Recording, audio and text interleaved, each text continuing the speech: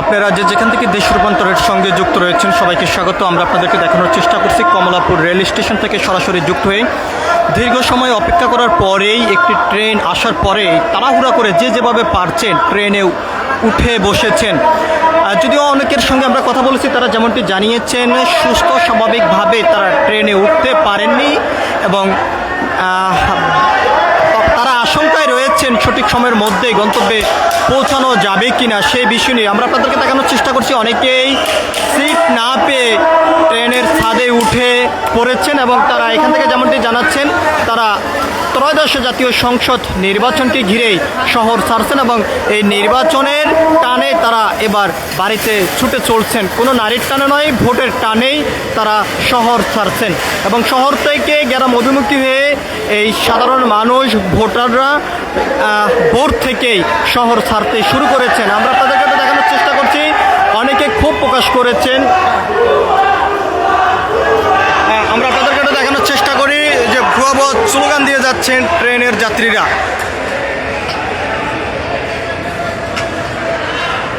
শুরু থেকে যদি একটু জানিয়ে রাখতে চাই, বাস টার্মিনালগুলো থেকে শুরু করে ট্রেনের যে সকল স্টেশনগুলো রয়েছে সকল স্টেশনগুলোতে উঠছে পড়া ভিড় রয়েছে সাধারণ যাত্রীদের এবং বেশ কয়েকজন যাত্রীর সঙ্গে আমরা কথা বলে যেমনটি জানতে পেরেছি তারা অতিরিক্ত টাকা গুনে টিকিট সংগ্রহ করতে হচ্ছে, তবে কোনোভাবে অনেকে টিকিট সংগ্রহ করতে পারেনি, তারও ক্ষোভ প্রকাশ করেছেন এবং খুব দ্রুত সময়ের ভিতরে রেলওয়ে কর্তৃপক্ষ বিষয়টি বিবেচনা করে একটি সমাধানের ভিতরে নিয়ে আসবেন সেটিও তারা প্রত্যাশা করছেন এবং ত্রয়োদশ জাতীয় সংসদ নির্বাচনে 12 ফেব্রুয়ারি ভোট দেওয়ার জন্য শহর ছাড়ছেন এই সাধারণ মানুষ, এমনটি তারা জানিয়েছেন।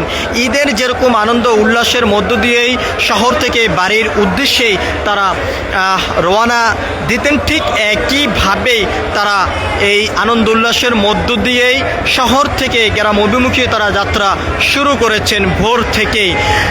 আমরা আপনাদেরকে একটু দেখানোর চেষ্টা করছি সরাসরি কমলাপুর রেল স্টেশন থেকে যুক্ত হয়ে।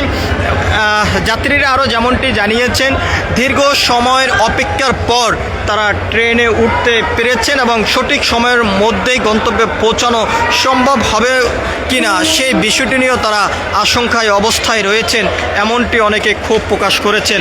আমরা একটু যদি ভিতরের চিত্রটি আমরা আপনাদেরকে একটু দেখানোর চেষ্টা করি যে ভিতরে কানায় কানায় কিন্তু ভরে গিয়েছে, কোনোভাবেই দাঁড়ানোর মতন এরকম কোনো সুযোগ নেই। সর্বশেষ নিরুপায় হয়ে অনেকেই ট্রেনের ছাদে উঠেই অবস্থান করেছে ত্রয়োদশ জাতীয় সংসদ নির্বাচনকে ঘিরেই তাদের যে সাধারণত যে ভোট অধিকার প্রয়োগ সেটি করার জন্য, এমনটি অনেকে জানিয়েছেন। আমরা আপনাদেরকে একটু দেখানোর চেষ্টা করছি পুরো রাজধানীর বিষয়টি যদি আমরা আপনাদেরকে জানিয়ে রাখতে চাই। রাজধানীতে যতগুলো বাস টার্মিনাল রয়েছে সকল বাস টার্মিনালেই যাত্রীদের উঠছে পড়া ভিড় দেখা দিয়েছে। এর পাশাপাশি শহরের যে সকল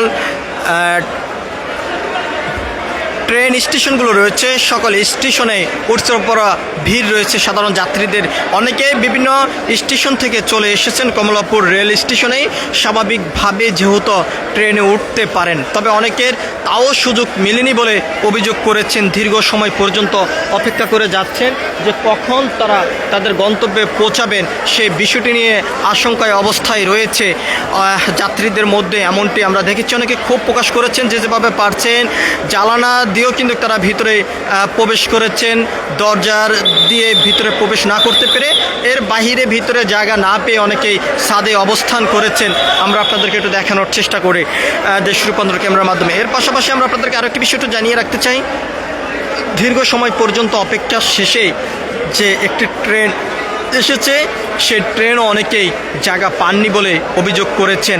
সাধারণত ছুটির দিনেই ঈদের ছুটিতে এরকম উঠছে পড়া ভিড় থাকেই, এবার ত্রয়োদশ জাতীয় সংসদ নির্বাচনকে ঘিরেই এই ভিড়ের দেখা দিয়েছে এবং ঈদের যে আমেজ সেই আমেজটি কিন্তু এই নির্বাচন অভিমুখী কিন্তু তারা উপভোগ করছেন।